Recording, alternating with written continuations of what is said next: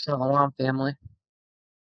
In these last days, many are waking up to questions surrounding Israel's identity, covenant promises, and prophetic restoration. These are important matters, and Scriptures absolutely confirms that Yah has promises for His people.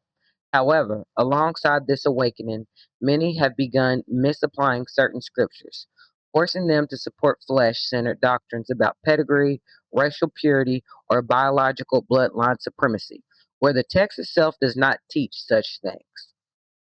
Job 3:21 is one of those scriptures. Some teach that when Yah says, "For I will cleanse their blood that I have not cleansed," he is supposedly speaking of restoring Israel's physical bloodline purity after mixing with other nations.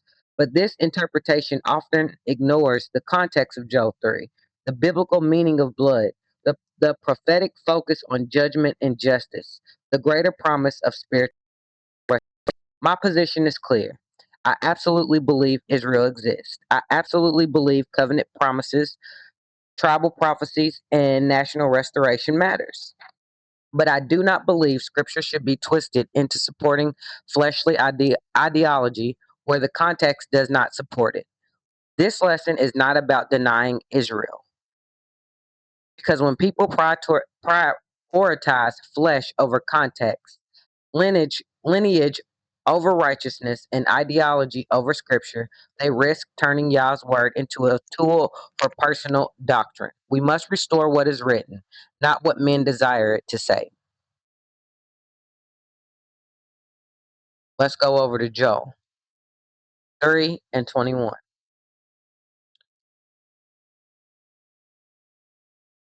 Joel 3:21. And it reads, I will cleanse their blood that I have not cleansed, for Yahweh dwelleth in Zion. Notice, it does not say restore pedigree, purify genealogy, repair bloodline, rebuild racial purity. It says cleanse their blood. So we must define blood scripturally, not emotionally or ideologically. Okay. So now we're going to go over to Leviticus 17 and 11. Leviticus 17 and 11. For the life of the flesh is in the blood. As the life of the flesh is in the blood. And I have given it to you upon the altar to make an atonement for your souls. For it is the blood that maketh an atonement for the soul. So blood equals life. We see this here. What this is showing us is one of the examples of how scripture uses the word blood. And this this scripture here is showing us that blood here is representing life. So now we're going to see in Genesis, we're going to Genesis 4 and 10, and it reads, and he said, what hast thou done? Thy voice of thy brother's blood crieth unto me from the ground. So you see it says the voice of thy brother's blood. Let's see. Okay, let's click on the word voice. And it's an unused root meaning to call, aloud, a voice or sound. So we all know the story of Cain and Abel. But it's telling you here that the voice of thy brother's blood crieth unto me. So what did in Leviticus the scripture say? The life is in the blood. So Abel's body is dead, but his blood is in the ground and it's crying out to Yah. And I'm going to ask you this question. We all see this right here. Why is the blood crying out? Ask yourself that. Why is the blood crying out? All right, now we're going to Numbers 35 and 33. And that question that I asked you, why is the blood crying out? When we go back to Joel, I want you to see it there as well. You're going to see the same thing is going on. Just remember that question. Why is the blood crying out in Genesis 4:10? And when we go back to Job, we're going to lap it all back. So, Numbers 35 and 33. So you shall not pollute the land wherein ye are, for blood it defileth the land. You see this? The blood defileth the land, and the land cannot be cleansed of the blood that is shed therein, but by the blood of him that shed it. You see here? The land cannot be cleansed of the blood that is shed therein, by the blood of him that shed it. Do we see this here? Remember this Numbers 35 and 33. We're going to see this when we go back to. So we're going in this one here. We see that blood is atonement is what is blood is represented here. It's the atonement. All right. So now we're going to Isaiah 4 and 4, and here we're going to see that blood equals judgment, and that's Isaiah. I don't know why this thing always does this to me. Isaiah 4 and 4. Isaiah 4 and 4. When the Lord shall have washed away the filth of the daughters of Zion, and shall have purged the blood of Jerusalem from the midst, thereby the spirit of judgment, and by the spirit of burning. Here we go. We see it here again. Blood equals judgment. All right. So we seen in Genesis and in Numbers that blood equals innocent bloodshed, guilt. Cain killed Abel, and Abel's blood cried out. In Leviticus 17:11, we've seen that blood is the atonement, equals atonement. Atonement. And now in Isaiah here we see that blood equals judgment. So scripture consistently uses blood to represent, as we see, life, guilt, violence, judgment, atonement, not pedigree, DNA, or racial purity. We don't see that. We have not seen that in any scriptures that we have seen here. And you can go back and you can, if you have the Life Bible app, search it. You most of us came that follow me have came from Prophecy Ministries or ISO Wisdom. We know how to navigate the Life Bible app. If you don't, I'm going to make a video to show you guys what we were taught how to use this. I like the Life Bible app. Sometimes it acts crazy, but for the most part, it's easy to navigate. It's easy to search through the scriptures. I use it. I'm one of them paper Bible people. I like paper books. I like paper Bibles. I like writing in my books. But I use this to search for things, and then I go back in my physical Bible. And in my physical Bible, I have the. Hold on, let me grab it real fast, and I'll tell you which one I have. I have the Holy Bible with the Apocrypha. It's KJV and it's by Thomas Nelson. It's brown. It's two different color browns. And in this Bible that I have, it also has precepts in the middle of the pages. Some you'll find are very useful and, really do the precept upon precept, line upon line. But some of them, I'm not going to say they don't make sense. What I'm going to say is that um, some of the scriptures that they have, I'm not finding edification from. I'm not going to say they're wrong. I'm just going to say that I have not found the edification in some of them. Most of them I have. So now what we're going to do is we're going back to Joe.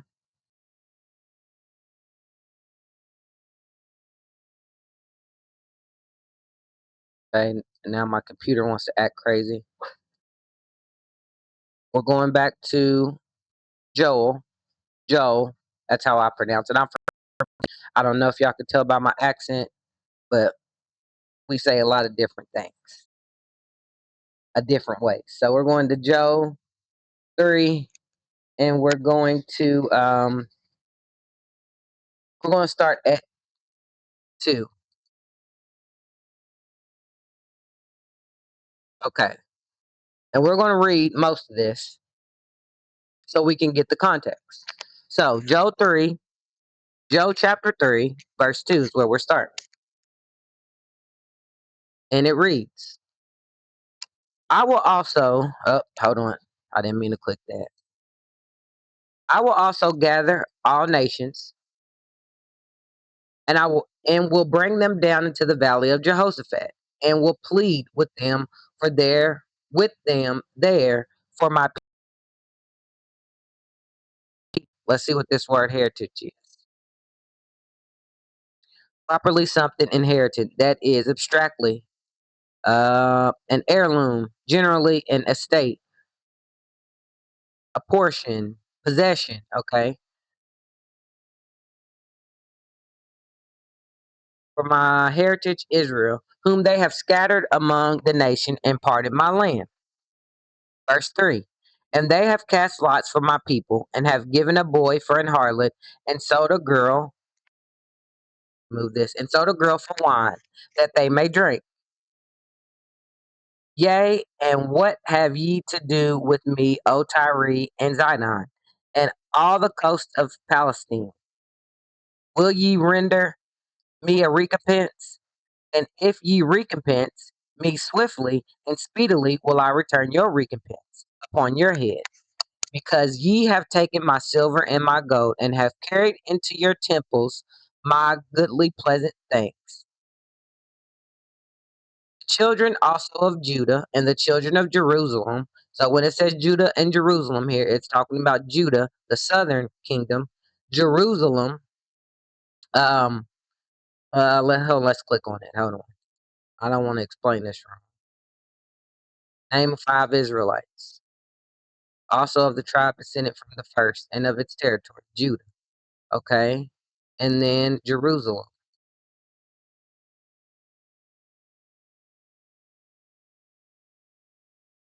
Jerusalem, the capital city of Palestine. Okay. Um, the children also of Judah and the children of Jerusalem have ye sold unto the Cretians, that ye may remove them far from their border. Behold, I will raise them out of the place whither ye have sold them, and will return you your recompense upon your own head. And I will sell your sons and your daughters into the hands of the children of Judah, and they shall sell them to the Sabaeans, to people far off. For Yahweh hath spoken it. Sorry. Proclaim ye this among the Gentiles. Prepare war. Wake up the mighty men. Let all the men of war draw near. Let them come up. Beat your plowshares into swords, and your pruning hooks into spears. Let the weak say, I am strong. Assemble yourself and come, all ye heathen, and gather yourself together round about. Thither cause thy mighty ones to come down, O Yahweh. Let the heathen be awakened, and come up to the valley of Jehoshaphat, for there will I sit to judge all the heathen round about. Okay, let's keep going.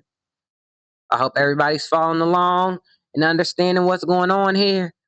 Multitudes, multitudes. Did I skip one? Yeah, I'm sorry. We're at 13. Put ye in the sickle, for the harvest is ripe. Come, get you down from the press, for the press is full, the vats overflow, for the wickedness is great. Multitudes, multitudes in the valley of decisions, for the day of Yahweh is near in the valley of decisions. The sun and the moon shall be darkened, and the stars shall withdraw their shining. We're at 16. Yahweh also shall roar out of Zion, and utter his voice from Jerusalem, and the heavens and the earth shall shake.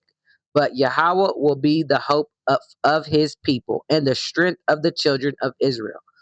I'm gonna pause right here real fast. I know this is getting long. This is a lot of reason, even though we only got a few more verses to go. But I want you to see the context of what is being talked about before we get down 2:21. I want you to see it. I want you to see what he's talking about here. And as we see, this is judgment that's going to be going on, judging the heathens, judging the other nations, and so on and so forth, and adding it all together with the precepts that already went over. So we are at 15. The sun and the moon shall be darkened, and the stars shall withdraw their shinings. Okay, hold on 1 minute. I skipped. I skipped back up. Okay, we're at 17. Yeah, we're at 17. Sorry. So shall ye know that I am Yahweh your Elohim, dwelling in Zion, my holy mountain. Then shall Jerusalem be holy, and there shall no strangers pass through her any more. And it shall come to pass that in that day that the mountains shall drop down new wine, and the hills shall flow with milk, and the rivers of Judah shall flow with waters, and the fountain shall come forth of the house of Yahweh, and shall water the valley of Shittim. Here we go. 19. Egypt shall be desolate, and Edom shall be a desolate wilderness for the violence against the children of Judah, because they have shed innocent blood in their land. But Judah shall dwell forever, and Jerusalem from generation to generation. For I will cleanse their blood that I have not cleansed, for Yahweh dwelleth in Zion. All right, this is a pattern. Nations oppress Israel. Innocent blood is shed. Yah judges. Yah avenges. Yah restores.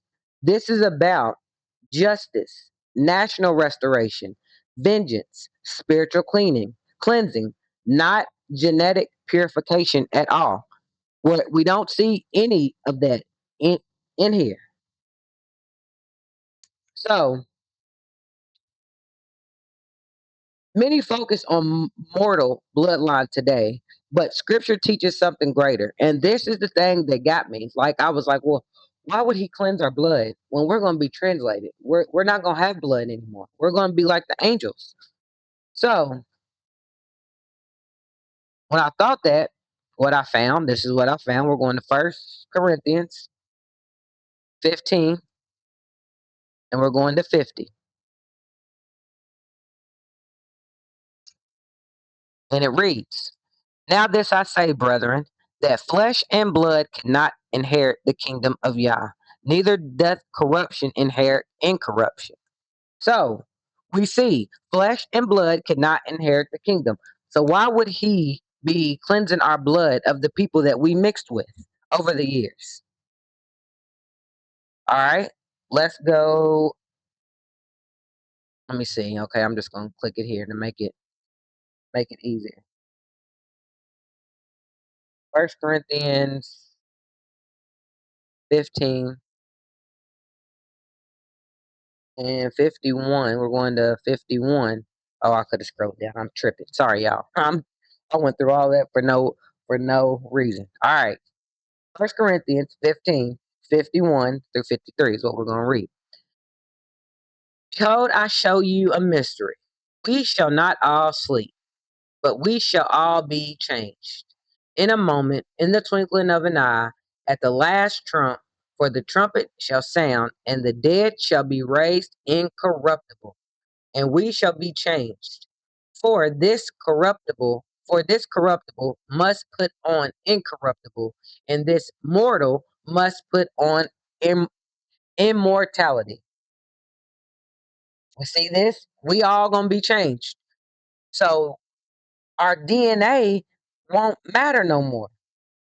Not saying Israel doesn't matter, but your DNA, what somebody could take your blood and test it for whatever, but you won't even have blood to test anymore. We're going to be changed. We're not going to be like we are right now in the flesh. All right, let's go to Luke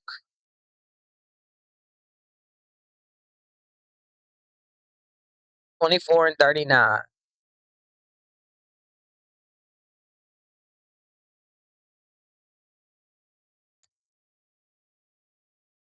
Okay, now I want to act crazy. Luke 24 and 39.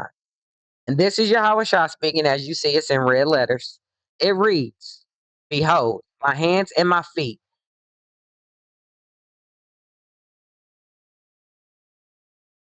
handle me and see, for a spirit hath not flesh and bones, as ye see me have. So let me read this again. Behold, my hands and feet, that it is I myself, handle me and see, for a spirit have not flesh and bones, as you see me have. Okay, so they up in 37 you can see, but they were terrified and affrighted and suppose that they have seen a spirit. So he's telling them, no, this is me. This is me in the flesh and bones. It's telling you here, for a spirit hath not flesh and bones, as ye see me have. See this here. All right. Let's go to Matthew 22, and we're going over to 30.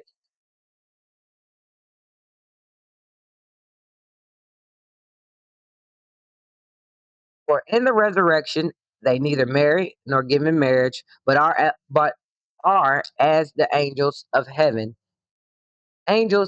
Yah in heaven. I'm sorry. When Yah gathers and glorifies his people, mortal corruption ends. Fleshly blood, as we know, is no longer central. The righteous are transformed. Kingdom inheritance becomes incorruptible. So, if the final restoration is glorified and more immortal and spiritual, then reducing restoration solely to present day bloodline purity misses the larger prophetic picture. This is what I'm seeing. I don't know if you're seeing the same thing. I hope so, but this is what we should be seeing right here. So, unless identity matters, does not matter, but flesh is not supreme. The identity does matter. Israel's identity. And when I say identity, I'm not talking about fleshly identity. I'm talking about spiritual identity. But flesh is not supreme. So we know the flesh is going to end. Israel's identity matters, covenant matters, prophecy matters, but scripture repeatedly warns against overconfidence in the flesh. And some of these scriptures we done went over, but we're gonna go over again. We're going to Romans 2, and we're gonna start at 28. And it reads, For he is not a Jew, which is one outwardly, neither is that circumcision which is outward in the flesh. We see this here. Just because you're a Jew outwardly don't mean you're a Jew inwardly. All right. We're going to Philippians 3 and 3. For we are the circumcision, which worship Yah in the spirit, and rejoice in Hamashiach Yahweh Shai, and have no confidence in the flesh. No confidence in the flesh. All right. Now we're going to Jeremiah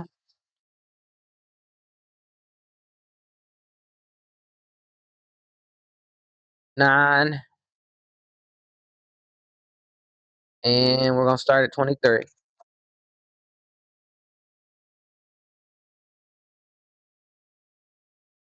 All right. 23. Thus saith Yahweh, let not the wise man glory in his wisdom, neither let the mighty man glory in his might. Let not the rich man glory in his riches. Let me make sure. See how far I wrote to go down. Okay. Going down to 24. But let him that glorieth glory in this, that he understand and knoweth me, that I am Yahweh, which exercise loving kindness, judgment, and righteousness in the earth. For in these things I delight, saith Yahweh. So we need to make sure that we're glorying in the right thing. And being bloodline Israel is not one of those things.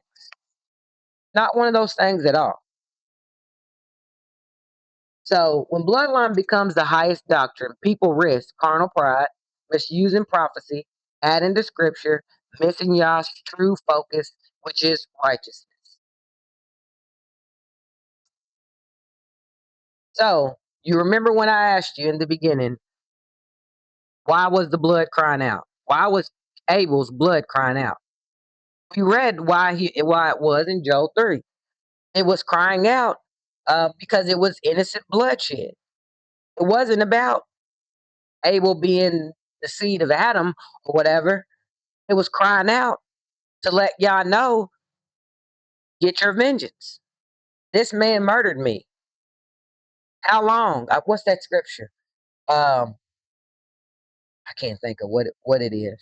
What it is. I can't think of exactly what it is off the top of my head. Where the people whose blood is crying out, they're asking, how long is it going to be before you know vengeance comes? His vengeance comes. So the my final conclusion about this is my position clearly has been clearly stated. This teaching is not an attack on Israelite identity. I wholeheartedly believe that I'm an Israelite, and I believe that everybody that I know that says they're one is one as well. But this is a defense of scripture integrity.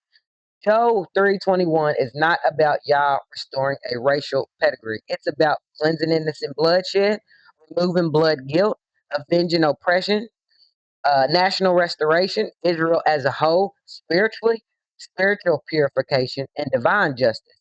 And beyond that, scripture shows us that Yah's ultimate restoration is greater than mortal flesh. The kingdom is incorruptible. Righteousness, the righteous are transformed. Flesh and blood do not inherit the kingdom, as we've seen this. So while identity has prophetic significance, the final goal has has never been mere flesh preservation, bloodline preservation, blood identity, physical fleshly identity. It has always been righteousness, transformation, and covenant fulfillment. This is very important. This is what everything is about. Those who make pedigree the centerpiece of every restoration scripture often risk focusing more on flesh than spirit, and the scriptures warn us against it. But Yah's true restoration is not about glorying mortal blood. It's about establishing a holy people. And that's righteous Gentiles as well. They won't be seen as Gentiles either. They'll be seen as brethren within Israel. So in Proverbs 36, it reads, and thou not unto his word. Samuel 16:7, man looketh on the outward appearance, but Yahweh looketh into the heart. And this is what it's about. Let us not force fleshly doctrine into holy prophecy. Let scripture define itself. Let context govern doctrine. Let righteous remain the focus, because Yah is not merely restoring bloodlines, he is restoring his righteous kingdom. And with this family, I'm going to say shalom.